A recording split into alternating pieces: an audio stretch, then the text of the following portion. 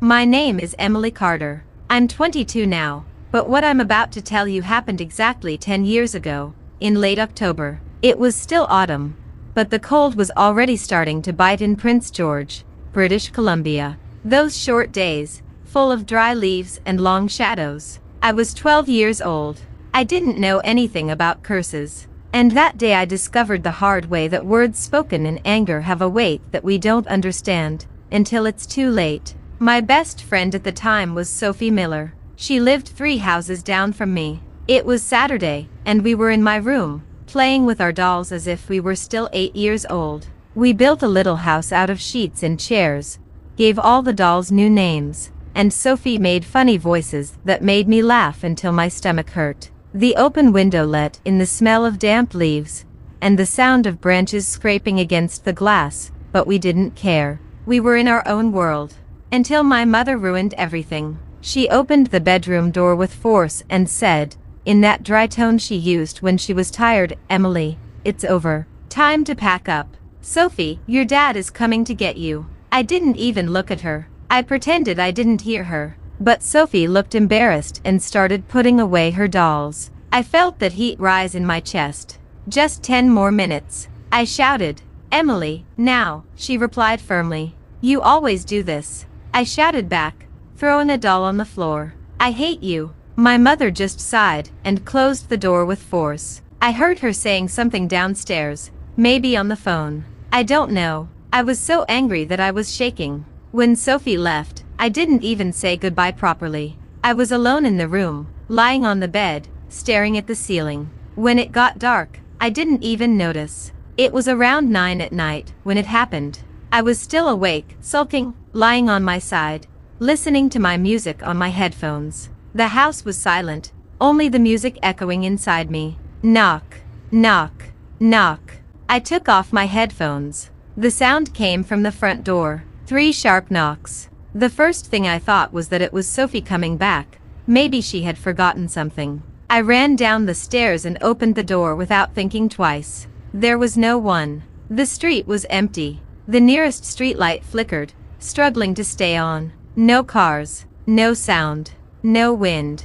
But the cold that came in when I opened the door was different. An ice that seemed to whisper in my ears, even without any wind. A silence that hurt. I stood there for a moment and, still filled with anger at my mother, said out loud, and with an idiotic sneer that I deeply regret today, "Then come in, you thing from the depths of hell." And I slammed the door shut. I went back up to my room. I didn't think about it anymore. But that night, I didn't sleep well. Every time I closed my eyes, I felt a cold breeze passing through my ear, as if someone was whispering things to me that I couldn't understand. I thought it was paranoia. But then, the next day, I noticed something strange. My dolls weren't how we had left them. They were arranged in a circle in the center of the room, and all of them, without exception, were looking at the door. But I was sure that we had left them scattered near the sheet house. At that moment, I felt a twinge in my stomach. I didn't tell anyone. Maybe I had done it without remembering. Maybe it was my mother messing with everything, trying to scare me. But that wasn't the last time that happened.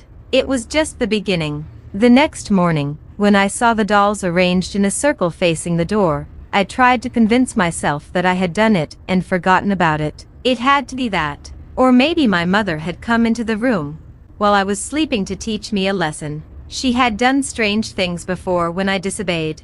But it wasn't like her to play with dolls. And also they were arranged with meticulous care. A kind of symmetry that gave me chills. I tried to ignore it.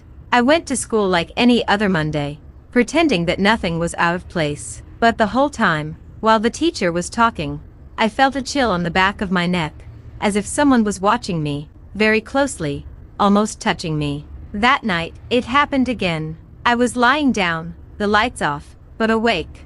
I was trying to read one of the books in the series I liked at the time, Goosebumps, ironically. I started hearing that same cold sound in my ear, but it wasn't the wind. It was a whisper, low, drawn out, like a hoarse breath trying to form words. I couldn't understand what it was saying, but it was calling me. I felt it.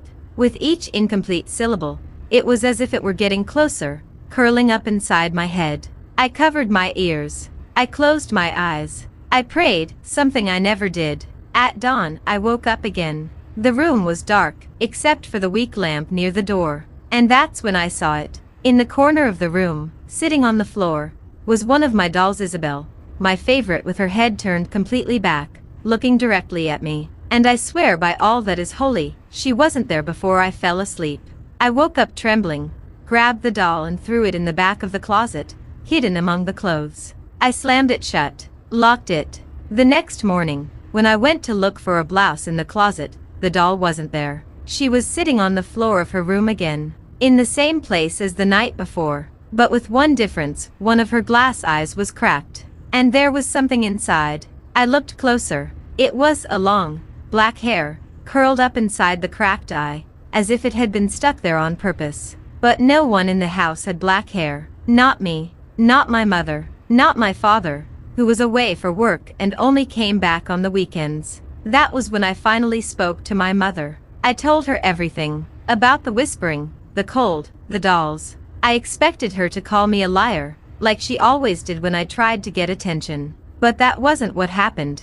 She just turned pale. She was silent for a few seconds, and then she said, "Emily, what exactly did you say when you opened the door that night?" The question took me by surprise. Nothing major. I was angry. I just said, "Come in, you damn thing from hell." She widened her eyes and covered her mouth with her hand. "Oh my God.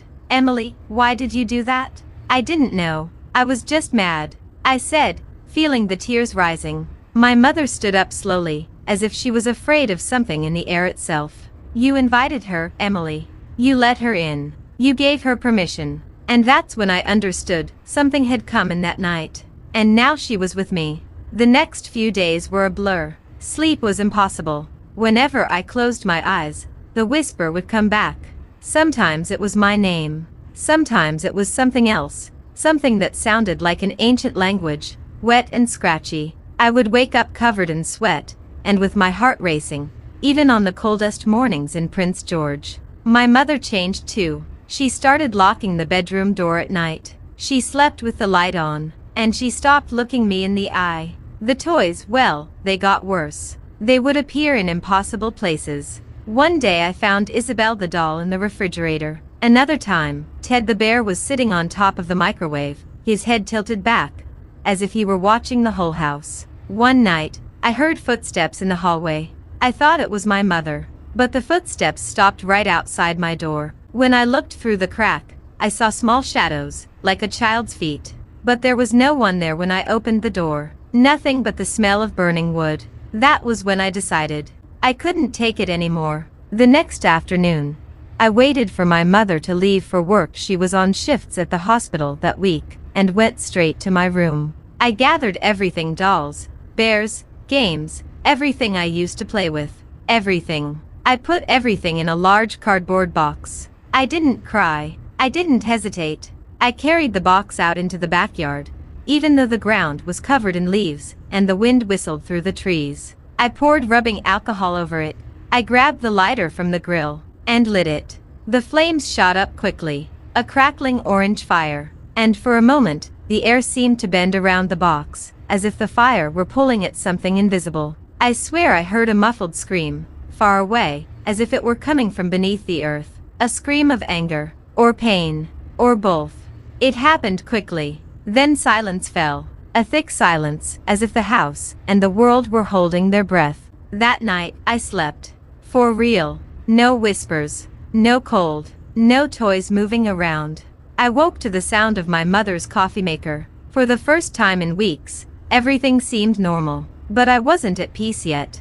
The next morning, I went to the small Anglican church in town. I spoke to Reverend Collins, an old man with a tired voice and kind eyes. He didn't call me crazy. He just listened. "Sometimes," he said, "doors open more easily than they close. But you've burned the bond, and that helps." He came to my house the next day. He said a simple prayer in the bedroom. He sprinkled holy water in the corners. And he said something I've never forgotten: evil doesn't have to be strong. It just has to be invited. It's been 10 years. Sometimes, when the wind blows hard at night, and the trees creak outside, I still feel a chill behind my ears. But it goes away. It doesn't stay. I never left a toy inside the house again. I never played with dolls again. And when I'm really, really angry, I think twice before saying anything out loud. Because words have weight. And that night, I called out to something that still listens to me. But now, I don't listen to it anymore. And that was today's story. If you got goosebumps, or were simply curious about this dark story, don't forget to like it really helps the channel grow, and keep bringing more stories like this. Subscribe to the channel, and activate the bell, so you don't miss the next videos. There's a lot of weird stuff coming. Share it with your friends who also enjoy a good thriller, and comment below. Would you have the courage to open the door that night? Thank you very much for watching this far, and remember, be careful what you invite in. See you in the next video.